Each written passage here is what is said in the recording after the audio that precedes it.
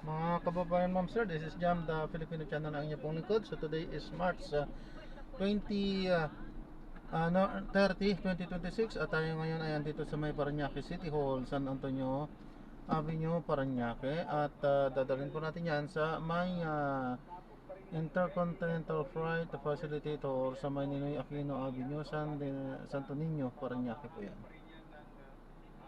Okay, magbabalik po tayo mamaya konti po pag nakuha na po natin sila.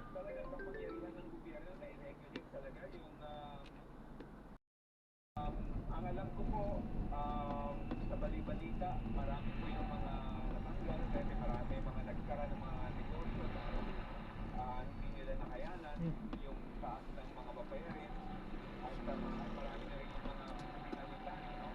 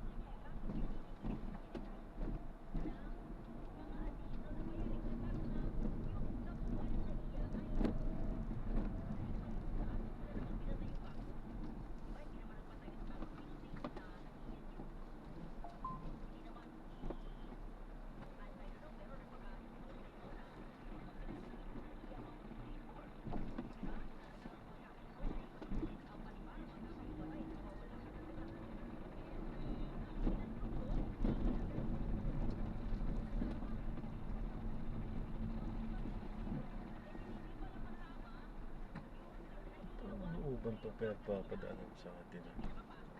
Kabisado niyo dito, ma'am? Hindi. Oh, wala akong pakialam tong mga bata eh.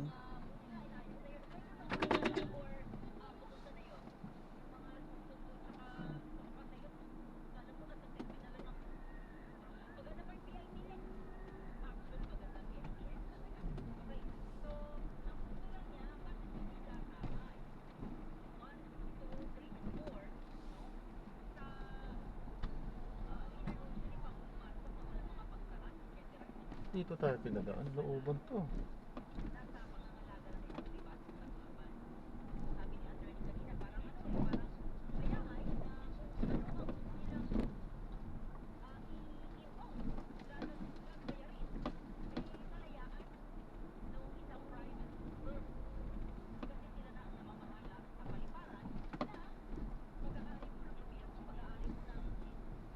One way kasi yung ginawa nila doon sa City Hall. Sobrang traffic na dito po. Pangit ng ano.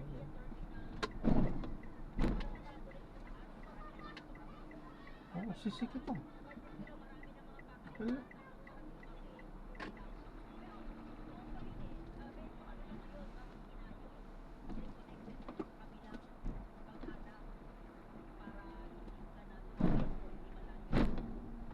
Bagay. Ano tayo dito, ano na, highway na.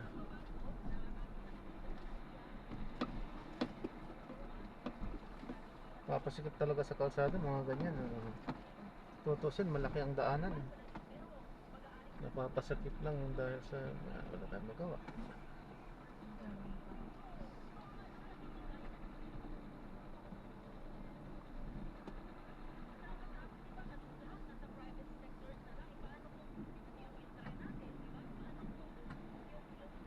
Ang daming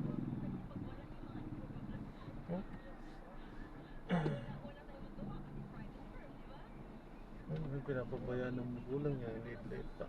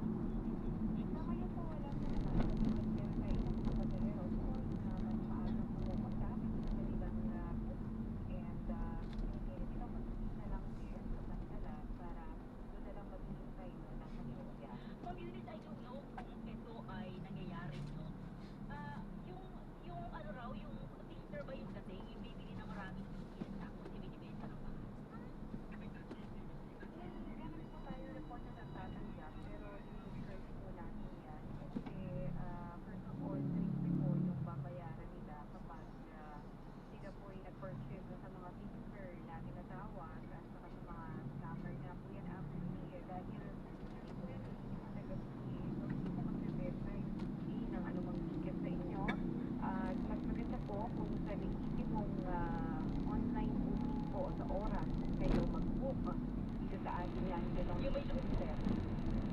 Yes, ma'am. Go ahead, ma'am.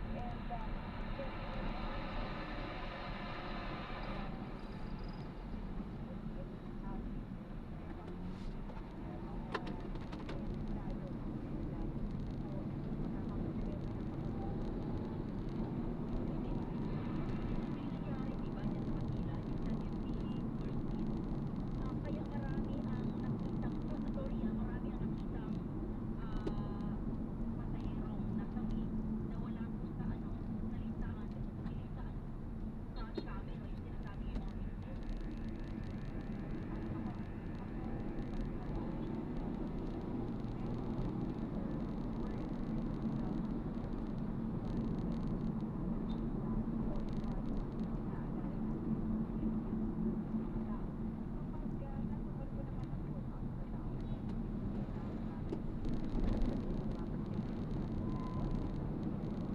ma'am sa inyong mensahe sa ating mga kababayan.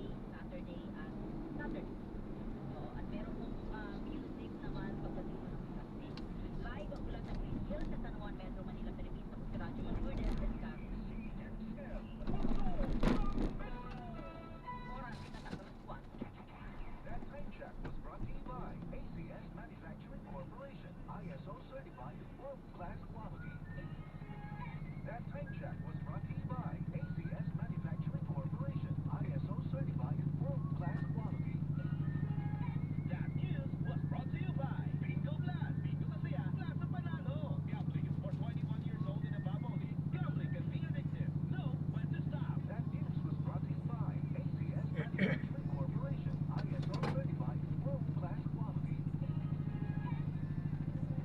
Ito ang DCXL News. 5G cables, 6 na dekada, maaasahan sa balita at service. Aming ilan ng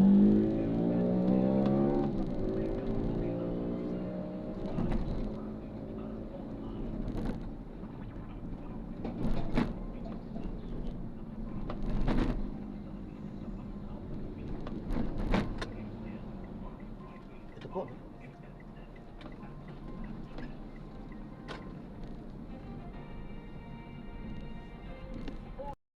Na-drop na natin sila. Maraming salamat po sa panonood. Hanggang sa muli po, ingat, God bless. Paalam po muna. Pansamantala tayo ay gagawa na ng ibang video sa ating susunod na mission. Paalam po.